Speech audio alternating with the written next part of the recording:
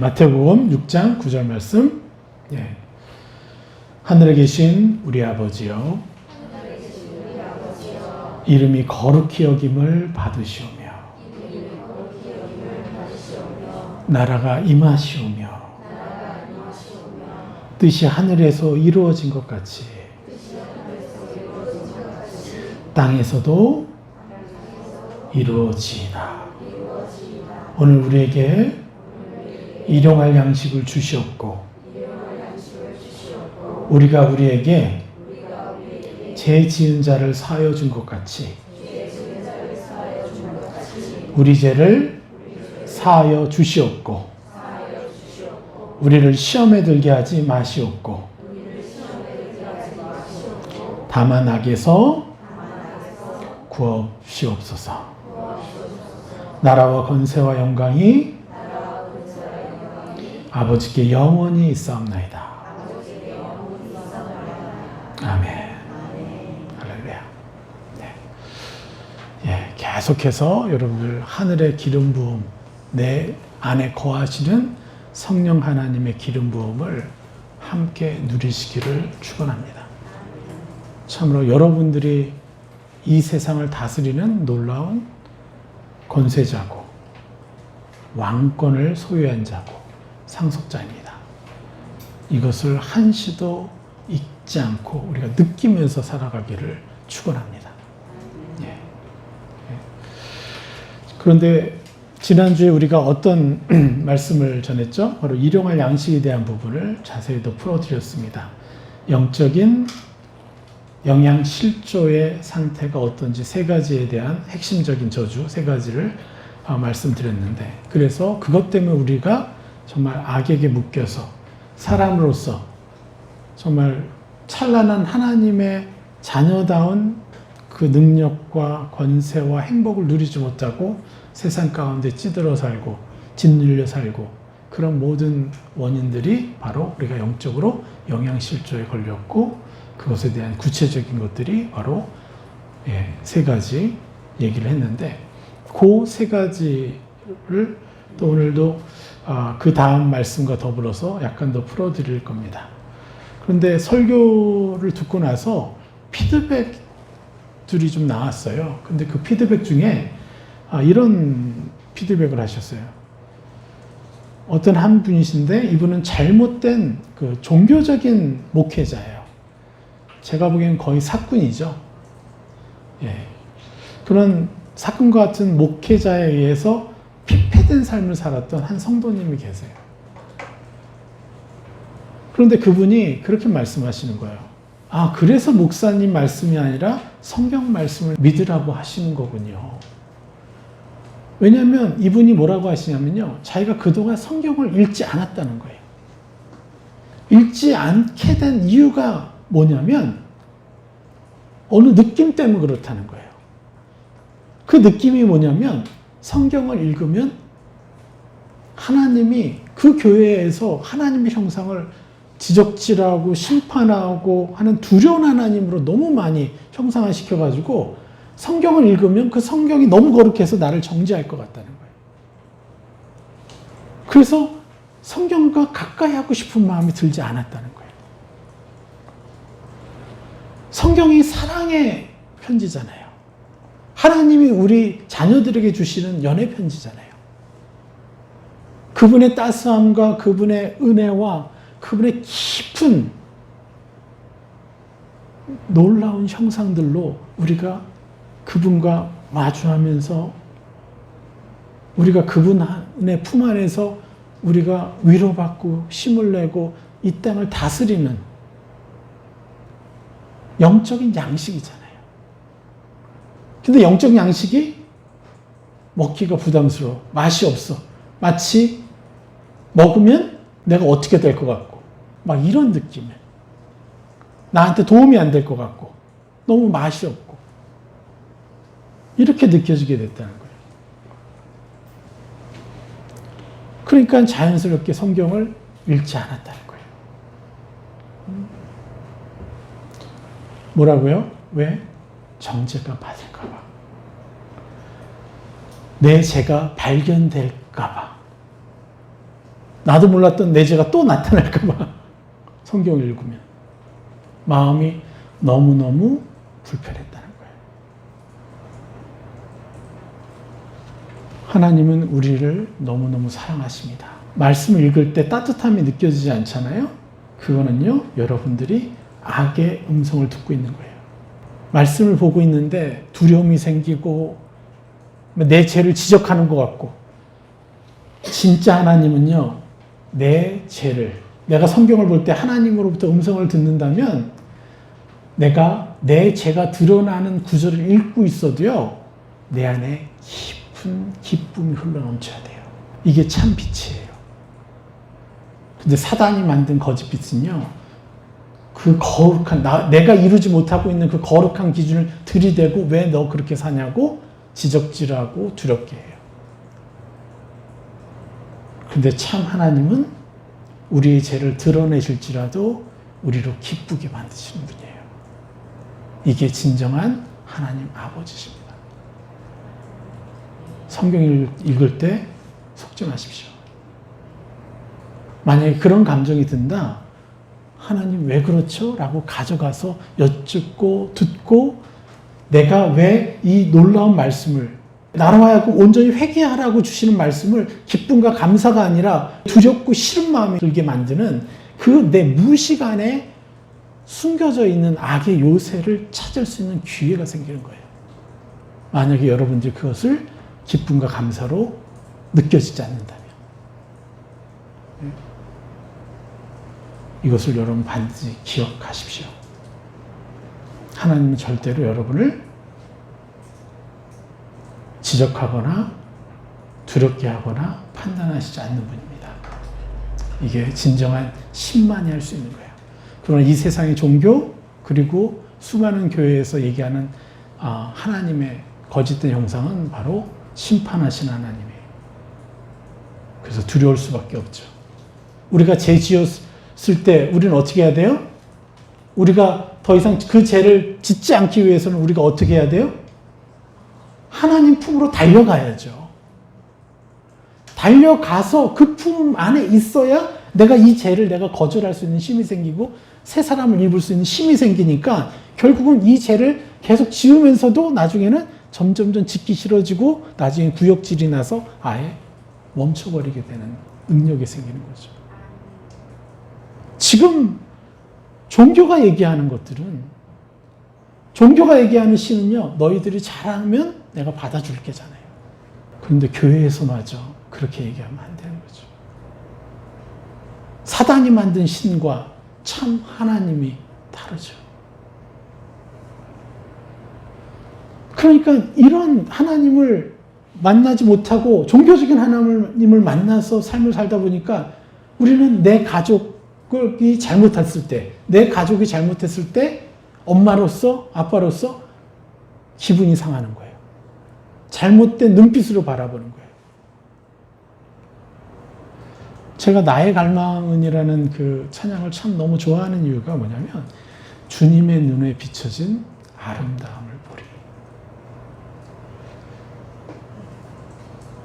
소시오패스가 내 앞에 있을지라도, 하나님 앞에 있을지라도 예수님은요, 소시오패스를요, 긍휼과 사랑으로 바라보시죠. 오죽했으면, 얼마나 악독한 집안에서 성장했으면 얘가 소시오패스가 됐을까. 그거를 바라보시는 거예요. 그래서 그 아이를 주님의 그 아름다운 눈빛으로 보는 거예요. 그래서 그 아이의 죄보다 그 아이가 받은 상처를 보는 거예요. 그래서 더 축원해서 더 안아주시게 돼 있는 거예요. 하나님과 이런 사랑을 나누다 보니까 제 안에 공감 능력이 생기기 시작했잖아요. 그리고 판단하지 않기 시작했잖아요. 그러니까 연약한 사람을 보면 볼수록 그 뒤에 그가 살아왔던 배경을 볼 수 있는 능력을 주시는 거예요. 그리고 그 사람이 어떤 삶을 살았을까에 대한 그 아픈 마음을 주시는 거예요. 그래서 나는 비로소 주님의 눈으로 그 영혼을 조금이라도 더 볼 수 있게 됐어요. 저는 이게 너무도 영광스러워요. 그리스도인이라 함은 이렇게 세상을 바라봐야 돼요. 어느 누구도 판단하지 않고 오히려 판단되어지는 연약한 사람들에 대해서 주님의 눈으로 바라보면서 측은과 그리고 사랑으로 바라봐야죠. 그 대신 소시오패스들의 먹잇감은 누구라고 그러죠? 예, 공감을 많이 하는 사람들. 막 그냥 그저 막 순전한 사람들, 이런 사람들이 소시오패스들의 먹잇감이라고 그러잖아요. 그런데 우리는 진정한 그리스도인들은요, 그 과공감하는 사람들보다도 더 공감해 주면서도 그들에게 당하지 않고 오히려 소시오패스들을 사냥하는 사람들이 될 수 있어요. 왜요? 우리는 하나님의 진리로 그들의 옛사람과 상처를 계속해서 깨트려주고 벗겨주고 새 사람 입혀주니까. 그리고 분별이 여기 있어요. 소시오패스들이 하자는 대로, 부탁하는 대로 다 들어줄 필요가 없어요. 이건 사람의 지혜와 하늘의 지혜가 이처럼 차이가 나는 것이에요. 이 부분은 예전에 제가 설교한 부분이 있죠. 그것도 주제를 소시오패스 사냥꾼이라고 설교했던 내용이 있으니까 한번 찾아 들어보시고요. 아무튼 우리는 주님의 시야로 바라봐야 되는 거예요. 맞죠? 우리가 부모가 될 것이고 부모이신 분들은 명확히 아셔야 돼요. 우리는 진짜 부모가 아니라는 거. 왜냐하면 내 자녀가 연약했을 때 주님의 아름다움으로 그 자녀들을 바라보고 그렇게 표정 지으며 대우해 줄 수 있느냐. 저는 많은 시간을 실패했어요. 그래서 너무 안타까워요. 그래서 제가 아빠가 되기 그 전으로 제가 돌아가고 싶은 거예요. 내 아이들이 조그만 실수를 했을지라도 내가 그 아이들을 너무너무너무 아름답게 바라봐주고 그들의 연약함이 보이는 게 아니라 그들이 연약할 수밖에 없었던 것들을 이해해주고 품어주고 안아주는 그런 삶을 살고 싶고, 그리고 저는 그러한 아버지들과 그런 어머니들을 세우고 싶어요. 이게 우리 주영상교회가 가진 비전이어야 돼요. 우리 하나님은 참으로 놀랍습니다. 이 하나님이 나를 바라보고 계시는 거예요.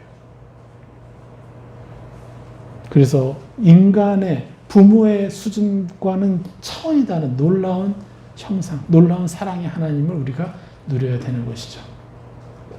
그것을 온전히 누리기 위해서 뭘 해야 된다는 거예요? 일용할 양식을 먹어야 된다는 거예요. 매일매일. 영적인 일용할 양식. 육적인 일용할 양식이 아니라. 자, 오늘 주제는 바로 내게 죄 지은 자를 통해서 받아 누릴 축복에 관한 거예요. 12절 말씀 보겠습니다. 우리가 우리에게 죄 지은 자를 사하여 준 것 같이 우리 죄를 사하여 주시옵고. 자, 이 부분이 어떤 것과 연관돼요? 영적 영양실조의 핵심적 저주의 세 가지가 뭐라고 그랬습니까? 첫 번째가 자존심의 지배당해서 은혜의 자리로 나아가지 못하는 많은 사역자들, 헌신자들이 있다고 그랬어요. 시기 질투 따위에 묶여서 더 찬란한 하나님의 형상을 받아 누릴 기회를 놓친다는 거예요. 배우고 취할 수 있는. 두 번째 저주가 뭐예요? 판단에 중독되어서 그 중독된 삶으로 인해서 하나님의 형상에 대한 감각을 잃어버리고 대신에 악의 감각에 더 민감한, 죄짓고 싶어하는, 미워하고 싶어하고 막 욕하고 싶어하고 이러한 것들을 악의 감각에 더 민감한 존재로 살게 되는 거죠. 판단 때문에 그 원인이. 그리고 세 번째가 바로 미움의 늪, 용서하지 못하는 늪에 빠진다는 거예요. 그래서 용서와 사랑의 위대함을 누릴 수가 없는 거예요. 이미 용서와 사랑을 다 받았는데, 그리고 그 위대한 형상이 내 안에 계시는 보혜사 성령님이 가지고 계신데, 영으로. 그분의 것이 이제 나라고 여기면 그게 내 것이 되는데 그것을 나라고 인정할 수가 없게 되는 거예요. 왜요? 자기의를 추구하는 삶에 묶여버리기 때문에. 내가 뭔가를 이루면 하나님 날 잘 대하실 것 같고 축복하실 것 같고 이러한 그냥 종교가 돼버리는 거예요. 종교가. 내가 사랑받기 위해서 하나님을 사랑하는 게 아닙니다. 하나님을 사랑하고 싶어서 사랑하는 것이 돼야 돼요. 내가 인정받기 위해서 사랑하는 게 아니에요. 축복을 누리기 위해서 사랑하는 게 아니에요. 여러분 진정으로 사랑한 사람이 있습니까? 그 사람들의 대가를 바래서 여러분이 뭔가를 하는 거예요? 아니잖아요. 사랑해 주고 싶었잖아요. 사랑해 주고 싶어서 여러분 헌신하고 노력하는 거 아니에요? 우리는요, 하나님으로부터 그런 사랑을 받았어요. 그래서 하나님한테 그렇게 해드리는 거고, 그리고 하나님 때문에 영혼들을 섬기는 거예요.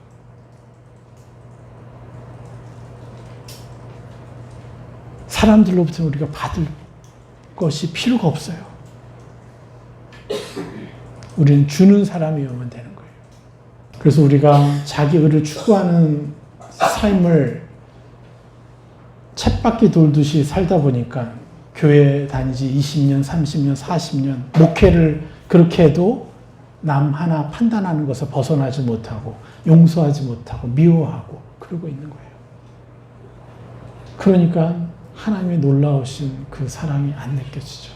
그래서 용서와 사랑의 이 위대함을 우리가 못 누려서 뭐 때문에요? 미워하고 용서하지 못해서 우리는 계속해서 그냥 율법적인 생활만 하다가 그냥 내 가정 하나 바뀌지 않고 내 성품 하나 바뀌지 않고 주변 사람으로부터 칭송받으면서 그렇게 살아야 될 존재들인데 우리가 너무 안타깝게 살고 있는 것이죠. 네. 진정한 그리스도인들은요, 주변 사람들이 칭송할 수밖에 없어요. 우리가 믿음과 용서 못함의 덫에 걸려서 계속 살아가다 보면 결정적인 이 저주가 따라오는데 하나님의 놀라우신 그 희생의 그 영역, 크기, 은혜의 크기, 용서받음의 그 놀라움을요, 온전하게 못 느껴요. 그냥 사람 수준으로 여기는 거예요, 사람 수준으로. 우리가 하나님의 은혜를 누려도요, 이걸 못 누리면 우리가 은혜를 누려도 하나님 원래 주셔야 될 은혜의 0.12%도 못 넣는 거예요. 우리가 용서해 준 만큼, 미운 자를 축복해 준 만큼 우리는 몇천 배의 그 놀라운 하나님 형상을 누리게 돼 있어요. 저절로. 우리가 지금 누리고 있는 하나님의 사랑과 은혜는요, 0.1%도 많은 거예요. 그 수준은. 여러분의 감정 자체가 달라진다니까요. 하나님에 대한 느낌이 달라져요. 나도 여전히 더 많이 누려야 되지만 제가 누리고 있는 이 수준으로 봐서도 너무너무 천지차이에요. 차라리 그렇게 미운 사람 용서해 줘버리세요, 그냥. 왜요? 나는 하늘을 얻을 것이니까. 왜 이 조그만 거 가지고 내가, 조그만 게 물론 아니죠. 상처가 깊으니까 당연히. 그만큼 참 복음의 능력과 축복이 엄청나다는 거예요. 우리가 말씀을 한번 풀어드리도록 하겠습니다. 우리가 우리에게 죄 지은 자를 사하여 준 것 같이 우리 죄를 사하여 주시었고, 이 말씀을 통해서 우리가 더 깊이 주기도문을 통해서 우리에게 가르쳐 주시고자 하는 이 놀라운 은혜의 비결, 비밀을 누려봤으면 좋겠습니다. 먼저 헬라 원전의 단어들을 풀어드리기 전에 문장의 맥락을 먼저 교정해 드릴 필요가 있는 것 같아요. 자, 먼저 뭐라고 합니까? 우리가 우리에게. 이건 단어를 덧붙인 게 아니에요. 그대로 나가요. 우리가 우리에게예요. 그래서 우리가, 여기서의 우리가는 헬라어로 헤메이스. 이 단어는요, 일반적인 우리라는 단어가 아니에요. 이 우리는요, 특별할 때만 써요. 강조할 때만 쓰는 우리예요. 강조할 때만 사용하는 단어예요. 헤메이스. 그래서 너무너무 중요한 문장의 맥락을 결정을 해줘요. 이 단어가 들어가서 문장의 핵심이 무엇인가에 대해서 딱 강조해 주는 거예요. 그러니까 이 단어로 문장 자체의 뜻이 바뀌는 거예요. 그래서 이걸 통해서 우리가 알게 되는 게 뭐냐면, 우리가 우리에게 죄 지은 자를 사하여 준 것 같이 우리 죄를 사하여 주시었고, 이 번역이 어떤 식으로 번역이 될 수 있냐면, 사하여 준 만큼 하나님의 용서를 누리는 것이다. 라는 뜻이 되는 거예요. 다시 한번 말씀드릴까요? 우리가 우리에게 죄 지은 자를 사하여 준 만큼 하나님의 용서를 누리는 것이다 라는 뜻이에요. 조금 더 구체적으로 얘기하면 문장으로 아예 번역을 해드리면 우리가 우리에게 죄 지은 자를 사하여 준 것만큼 우리 죄가 사함받게 하옵소서라는 뜻이 돼요. 그래서 제가 조금 더 풀어드리면 이렇게 되는 거죠. 우리에게 죄가 사함받았다는 진리를 누리기 위해서 하나님 우리를 용서해 주셨죠? 우리의 모든 죄를 용서해 주셨어요? 도말하셨어요. 눈처럼 시게 하셨어요. 그럼 그분은 우리를 어떻게 보시는 거예요? 우리 죄를 보면서 아이고 찝찝하게 그냥 안아주시는 거예요? 아니면 그것 자체가 보이시지 않는 거예요? 진짜예요? 우리 죄가 진짜 아무것도 보이지 않고 우리가 보이는 거예요. 순백에 우리가 보이는 거라고요. 하나님의 시선은요. 이게 여러분 느껴지십니까? 사람은 못 느껴요, 이걸. 신은 그것을 할 수 있어요. 그리고 저도 어느 정도 그걸 느끼고 있어요. 용서해주고 축복해 보니까 하나님의 이 감정이 느껴져요.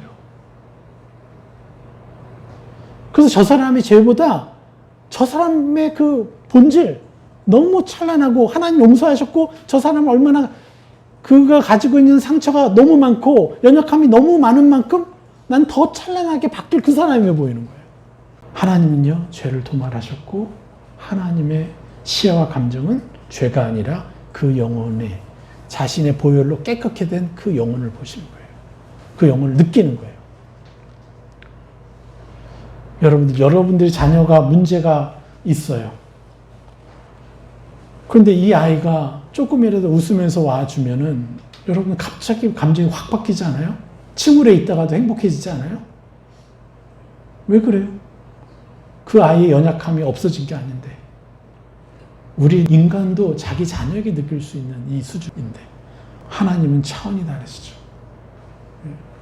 이걸 느끼셔야 돼요. 그래서 우리 죄가 사함받았다는 그 완전한 진리를 누리기 위해 우리에게 죄 지은 자를 사하여 줄 수 있게 도와주소서. 이 12절의 말씀, 이 뜻이라는 거예요. 저를 따라서 해보세요. 우리 죄가 완전히 사함받았다는 완전한 진리를 누리기 위해 우리에게 죄 지은 자들을 사하여 줄 수 있게 도와주소서. 이게 주기도문 마태복음 6장 12절 말씀의 뜻인 거예요. 이 앞에 이 단어 우리가 하나님은 이미 주셨는데 그 결정권은 누구에게 있는 거예요? 그것을 받아 누리느냐 못 받아 누리냐는 우리가. 우리에게 죄 지은 자를 사하여 준 것만큼이에요. 만큼. 원어도 정확히 만큼이에요. 죄 지은 자를 사하여 준 만큼. 그러니까 이 문장의 핵심은 우리가 결정하는 거예요. 예. 이것도 잘 깨닫지 못하실까 봐 예수님이 그 뒤에 바로 주기도문 끝내자마자 14절, 15절을 바로 키아즘 구조로 바로 설명을 해주시잖아요. 자, 14절, 15절 같이 읽겠습니다. 너희가 사람의 잘못을 용서하면 너희 하늘 아버지께서도 너희 잘못을 용서하시려니와 너희가 사람의 잘못을 용서하지 아니하면 너희 아버지께서도 너희 잘못을 용서하지 아니하시리라. 바로 뒤에서 바로 그것을 구체적으로 설명을 해주시는 거예요. 그래서 용서의 키는 누구에게 있어요? 하나님에게 있어요? 인간에게 있어요? 예, 인간에게. 우리에게 있는 거예요. 하나님이 용서하지 않는 것이 아니에요. 우리가 용서를 못 누리는 거예요. 예. 이미 하늘로부터 받은 용서받음의 찬란한 수준을 그 사람이 자기 이웃과 가족에게 어떻게 하느냐로 자신이 받아 누리게 될 용서의 수준이 결정된다는 거예요. 그리고 용서의 깊이가 결정된다는 거예요. 사람을 함부로 대하면 안 돼요, 우리는. 네? 나에게 피해를 주건, 나에게 어떠함을 주건, 여러분, 그들을 함부로 대할 때 어둠은 합법적으로 내게 들어와서 나를 장악해버려요. 그런데 내가 그들을 축복으로 돌리기 시작하면 그보다 찬란한 하늘의 기름 부음이 내게 들어오는 거예요. 그래서 용서는요, 기회예요. 내가 엄청나게 성장할 기회예요. 내가 용서받을 사람이 또 있어요? 용서해 줄 사람이 또 있어요? 할렐루야 하십시오. 마음이 쓰리고 아파요, 당연히. 그렇지만 그것을 이겨내고 축복해 주면요, 또 다른 차원의 축복을 누리게 되어 있는 것입니다. 그래서 용서할 것, 내게 죄지은 자를 통해서 나는 하늘의 축복을 누리라 말씀하는 거예요. 내게 죄지은 자들을 통해 내가 하늘의 축복을 누리리라. 계속해서. 그러면요, 세상의 상처, 아픔, 시비, 불편함, 짜증 이런 것들이 사그리 없어져요. 여러분, 가만히 한번 여러분의 하루 삶을 한번 돌이켜 보십시오. 하루 동안 여러분의 속마음은 어떤 시간을 보냈을까요? 여러분의 마음속이 어떠했는지를 한번 헤아려 보십시오. 여러분, 하루에도 얼마나 많은 정죄감이 우리를 괴롭힙니까? 여기서 우리가 우리에게 죄 지은 자를 사하여 준 것 같이 우리 죄를 사하여 주시옵고 해서 죄를 사하여 주다라는 헬라어 뜻은 아피에미, 바로 보내다, 면제하다라는 뜻이에요. 그런데 우리는 하루 종일 우리 마음속에 무거움이 있고 우울하고 행복하지 못할 때 주로 내게 뭐가 와요? 내 자신이 만족스럽지 못하고 내 자신을 끊임없이 정죄하고, 이게 바로 사단의 간악한 무기죠. 우리 너무 잘 알고 있죠. 흉악한 무기예요. 사단의. 우리를 종으로 속박하는 무기인 거죠. 그리고 여러분의 인생을 자꾸 후회하게 만들어. 내가 왜 그렇게 살았을까? 왜 저렇게 살았을까? 여러분, 이런 마음들이요, 여러분의 생각이 아니에요. 여러분의 감정이 아니에요. 악이 여러분을 자신의 종으로 삼으려고 끊임없이 여러분의 마음속에 이런 생각, 이런 감정을 줘요. 계속 잘못했던 생각들이 막 떠오를 거 아니에요. 하나님은 도말하셨는데, 잊어버리셨는데 사단은 자꾸 그걸 얘기하는 거예요. 여러분의 것이 아니라 사단의 것이죠. 우리를 종으로 속박하기 위해서. 그게 하루에 몇 번이나 있을까요? 수십 번, 수백 번 그런 시간을 가져요. 그래서 사람이 우울하고 힘든 거예요. 그래서 우리는 사단의 무기인 이 정죄감들을 내 자신의 것이 아니라고 명확히 거절해야 되고, 여기서 말하는 대로 사하여 주옵소서. 이게 뭐라고요? 보내버리는 거예요. 그런 정죄감이 올 때 나 아니야 라고 보내버리는 거예요. 이게 RPM의 뜻이에요. 예전에 우리 어렸을 적에 장난 많이 쳤는데 누가 나한테 뭐라 그러면 반사, 그런 거 안 했어요? 반사. 예. 나를 정죄하는 모든 것들은요, 예수님의 이름 의지의 반사. 그 권세를요, 예수님이 직접 죽으시면서 우리에게 주신 거잖아요. 근데 그걸 왜 우리가 받고 있냐 이거죠. 네? 반사하고 우리는 뭘 얻어야 돼요? 우리 안에 계신 성령 하나님 이렇게 보고 그거를 내 것을 입으면 되는 거예요. 네? 죄를 사하여 주시옵고라는 그 단어가 보내버리다 라는 뜻이에요. 그리고 면제되었다라는 거예요. 여러분 기억하십시오. 그래서 로마서 8장 1절에 뭐라고 말씀하십니까? 그러므로 이제 같이 읽어볼까요? 그러므로 이제 그리스도 예수 안에 있는 자에게는 결코 정죄함이 없나니. 할렐루야. 뭐라고요? 결코 정죄함이 없다는 거예요. 어떠한, 여러분 100% 잘못했어. 그래도 반사. 예? 여러분이 100% 잘못했을 때 일단 반사해야 돼요. 왜요? 그 죄를 더 이상 지키기 싫으면요, 반사부터 하셔야 되는 거예요. 근데 그걸 자꾸 나라고 받잖아요? 그럼 그 죄를 짓는 중독에서 벗어나지 못해요. 2절. 이는 그리스도 예수 안에 있는 생명의 성령의 법이 죄와 사망의 법에서 너를 해방하였습니다. 하나님이 행하신 일인데요. 생명의 성령의 법, 우리에게 참 생명, 하나님의 형상을 우리에게 주시겠다는 성령의 법을, 그리고 그 성령이 우리 안에 들어와 계시다는 것, 내가 성령의 전이라는 것, 그래서 나는 그분이 나라고 인정해야 된다는 것, 이게 성령의 법인데, 이 성령의 법으로 뭘 해요? 죄와 사망의 법. 이렇게 죄지었으면 내가 죄인이고, 저렇게 저질렀으면 저런 죄인이고 하는, 합법적으로 정지할 수 있는 그 모든 것을요 깨트리시고 해방하셨다는 거예요. 이거는 로마서 8장, 7장, 8장 제가 예전에 강의한 것이 있으니까 들어보시고, 마태복음 11장 29절에서 뭐라고 합니까? 같이 읽어보겠습니다. 난 마음이 온유하고 겸손하니 나의 멍에를 메고 내게 배우라. 그리하면 너희 마음이 힘을 얻으리니 이는 내 멍에는 쉽고 내 짐은 가벼움이니라 하시니라. 예수님이 말씀하신 게 뭐예요? 분명히 말씀하십니다. 예수님이 나는 마음이 온유하고 겸손하다고 그랬어요. 여러분, 겸손한 자의 특성이 뭔지 아세요?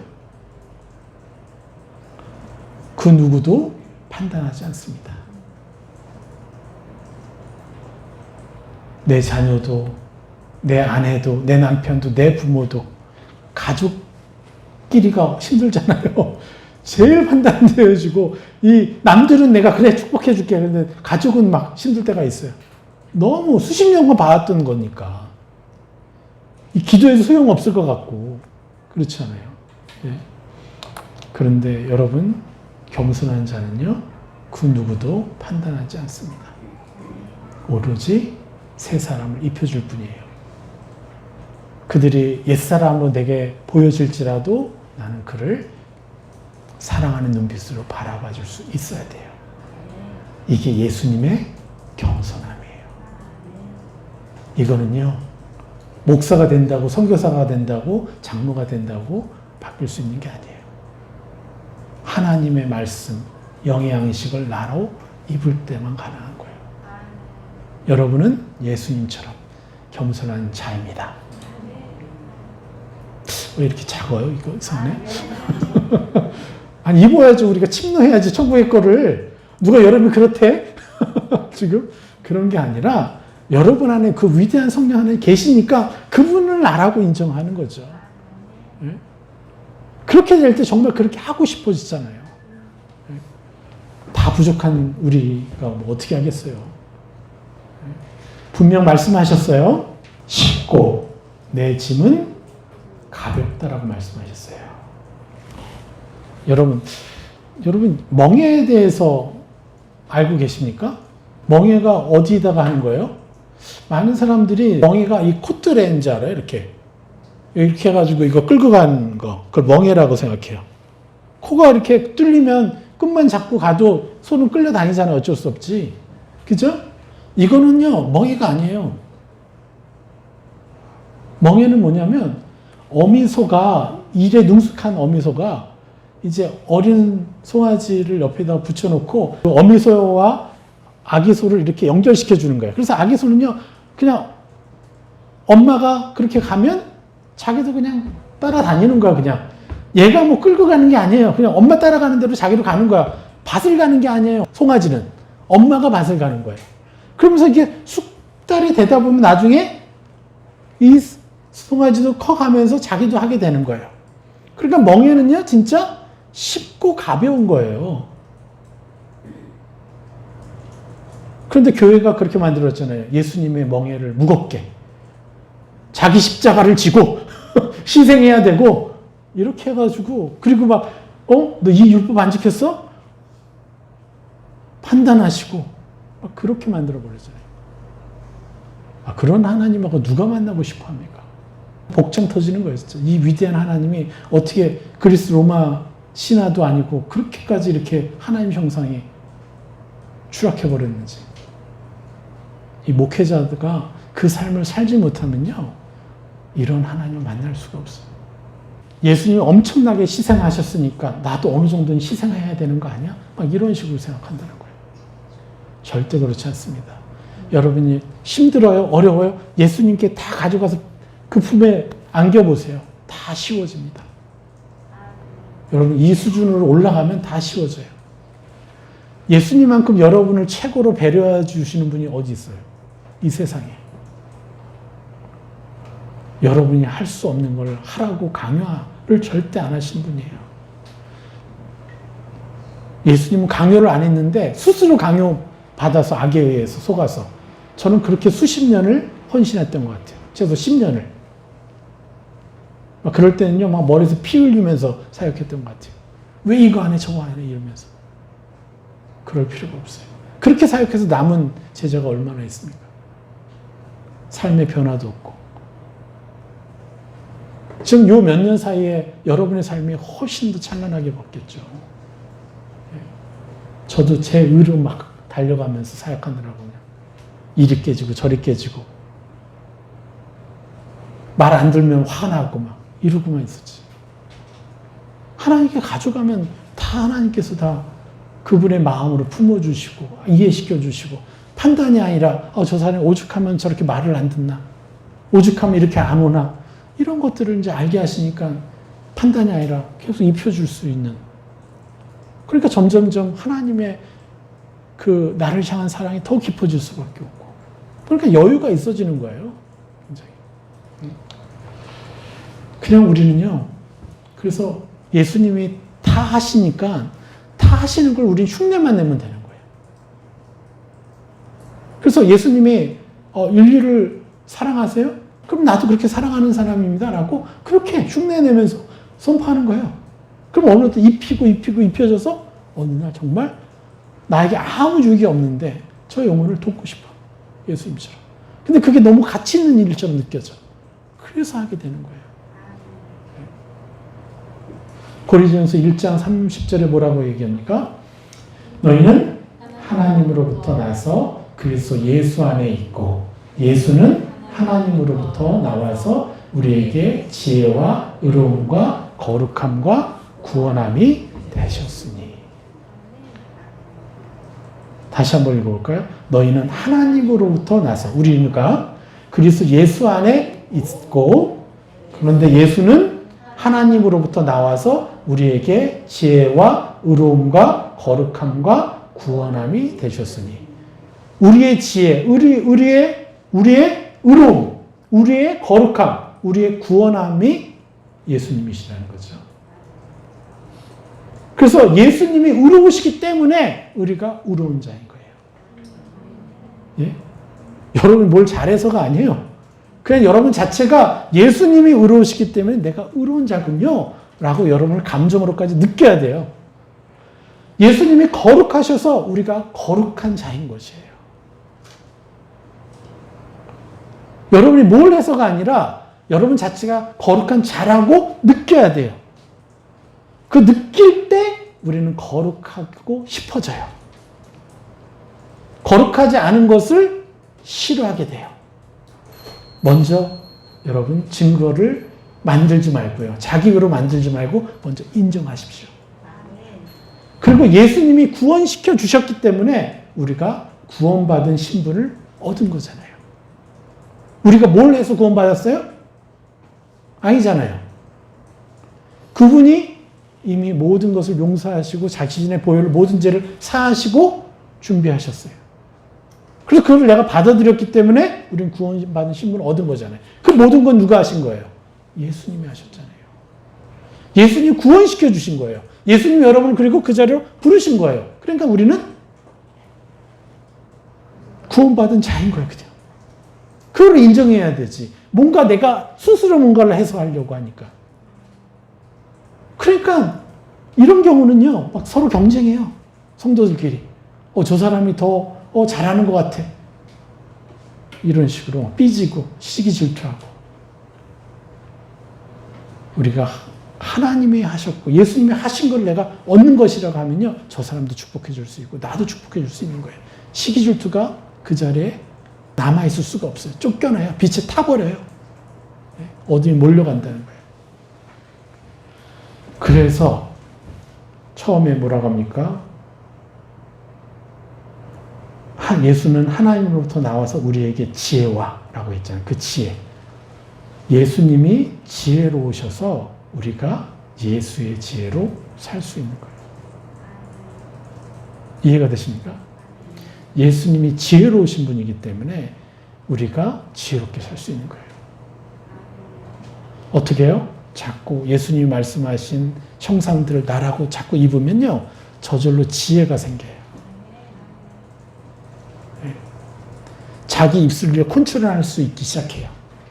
내가 지금 나설 땐가, 나는 들어줄 땐가, 이게 저는 컨트롤이 잘 안 됐거든요. 근데 이게 너무 쉽게 컨트롤이 돼버려요.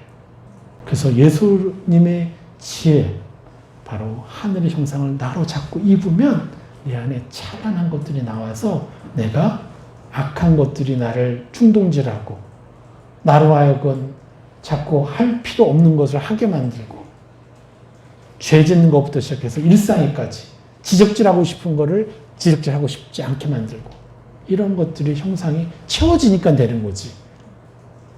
그러니까 우리는 내 거라고 자꾸 입어야죠. 그거밖에 없는 것이죠. 그런데 정작 그리스도인들은 어떻게 살고 있어요? 어둠의 노예로 살고 있어요. 이것을 못 누리고. 세상 사람들은 너무 당연한 건데. 어쩔 수 없잖아요. 이 찬란한 것을 입는 방법을 모르니까. 그들은 그렇게 살 수 있다고 치지만, 그런데 정작 우리 그리스도인들은요, 이것을 알고 사는 사람들이요, 한 1%나 될까요? 여러분, 진정한 기독교인이요, 전 인구의 3%만 돼보세요. 전 세계가 바뀌어요. 1차 세계대전, 2차 세계대전 왜 일어났어요? 그럼 완전 깡패짓이잖아요. 그런데 왜 그렇게 일어났어요? 어둠이 장악했기 때문에 말도 안 되는 일들이 그렇게 이 세상을 여전히 움직여 나가고 있는 것은요, 이 하늘의 공의와 정의가 이 땅에 편만하지 못하기 때문에 그래요. 그래 당연한 거예요. 이 시대는 야만의 시대인 거예요. 그런데 진정한 그리스도인들이요, 3%만 돼봐요. 그럼 전 세계 오염된 바다를 염분 3%가 정화시키듯이요, 정화시킬 수 있어요. 우리 교회가 아직도 종교에 너무 묶여있기 때문에 제대로 된 빛과 소금 역할을 못하고 있어서 그런 거죠. 저 사람 그리스도인이야? 와, 해야 돼요. 그리스도이니까 저렇게 살지. 근데 요즘은 저 목사 XX 이런 얘기까지 들리고 있죠. 그렇게 못 산 건 뭐예요? 우리가 제대로 배우지 못했기 때문에 그런 거예요. 그래서 이제 우리가 정화시키면 돼요. 또 그렇다고 교회 욕하고 막 목사들 욕하고 그 판단하는 거잖아요. 절대 안 바뀝니다. 그러면 내가 안 바뀌어요. 네. 그렇게 살 수밖에 없었던 사람을 축복해 줘야죠, 우리는. 자, 고린도전서 7장 23절, 너희는 값으로 사신 것이니 사람들의 종이 되지 말라. 할렐루야. 예수 그리스도의 핏값으로 희생으로 사신 것이니 사람들의 종이 되지 말라. 그런데 너무나 많은 그리스도인들이 하나님의 말과 예수님의 말을 들으면서 살아야 되는데 사람과 악이 쏘아대는 화전의 말에 더 민감하게 들으면서 살고 있어요. 왜요? 영적인 영양실조의 상태에 있기 때문에 그래요. 영적으로 우리가 충만하고 건강하면요, 하늘의 것에 막 헌신하고 하늘의 것을 누리고 이곳에 민감해지는데 그렇지 못한 거예요. 자, 여기서 사람들의 종이 되지 말라 했어요. 사람들이 헬라어로 뭐냐면 안드로포스. 이 원어는요, 인간의 얼굴을 가졌다라는 거예요. 인간의 얼굴을 가진이라는 뜻이에요. 인간이라는 뜻이 아니에요, 원래. 인간의 얼굴을 가진. 거기서 파생돼서 인간, 어떠한 사람으로 되는 거예요. 그러니까 원문은 뭐예요? 원어는 인간의 얼굴을 가진. 그래서 사단인 거예요.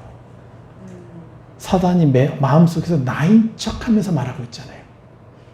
여러분인 척하잖아요.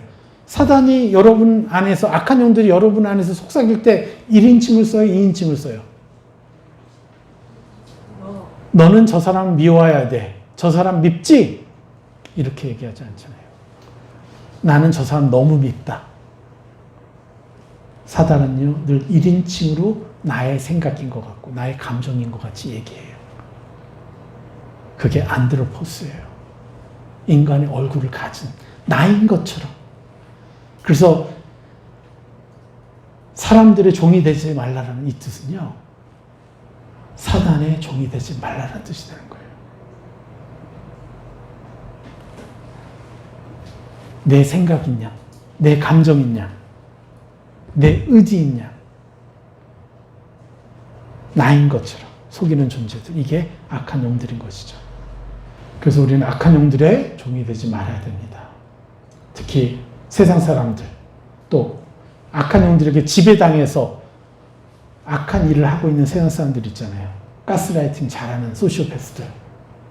나를 걱정하지만, 소시오패스는 아닌데, 나를 걱정하지만 결국 이 모학성생 수준의 정말 한계적인 지혜로 나를 걱정하고, 그래서 그걸 받아들일 때 결국 망치는 그런 친구, 선배, 가족, 이들의 말을 듣는 게 아니라 우리는 하늘의 말을 들어야 돼요.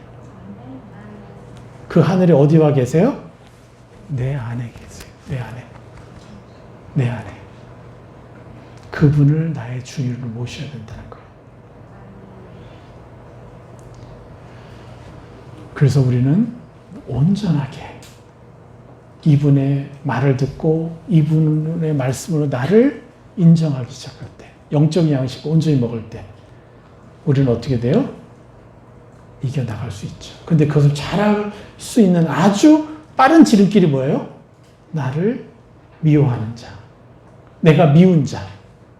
11절 다시 한번 읽어볼까요? 우리가 우리에게 죄 지은 자를 사하여 준 것 같이 우리 죄를 사하여 주시옵고. 예.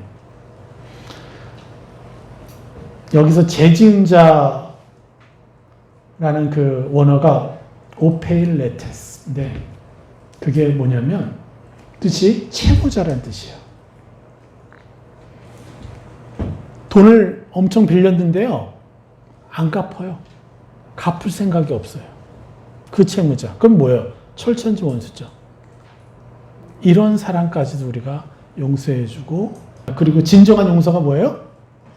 새 사람을 입혀주는 거죠. 그냥 참으면 안 돼요. 그 세상 사람의 한계고, 우리는 그 사람이 돈을 갚는 자고, 돈을 갚지 않고는 견딜 수 없는 자고, 이기적인 자가 아니라 남을 배려하는 자고, 예수님을 믿는 자고, 예수님과 친밀히 사귀는 자라고, 끊임없이 그에게 새 사람을 입혀줘 보세요. 괴로워서 못 견뎌요. 그래서 움직이기 시작하는 거예요. 우리가 이러한 철천지 원수까지도, 심지어 내 부모와 내 자식을 죽인 존재들일지라도 우리는 능히 용서하고 하늘의 보복으로 사랑해 줄 수 있어야 됩니다. 이게 우리예요. 그게 여러분이에요. 여기서는 약간 좀 아멘이 적은 것 같아요. 아멘. 아, 불가능하죠. 한 것 같죠. 내 자식을 죽였는데, 그래도 예수님 흉내를 내봅시다. 나라고 인정합시다. 할렐루야. 그러면 하늘의 용서와 하늘의 찬란함이 나의 것입니다. 바로 여러분의 것입니다. 네, 오늘 말씀 여기까지 전하겠습니다.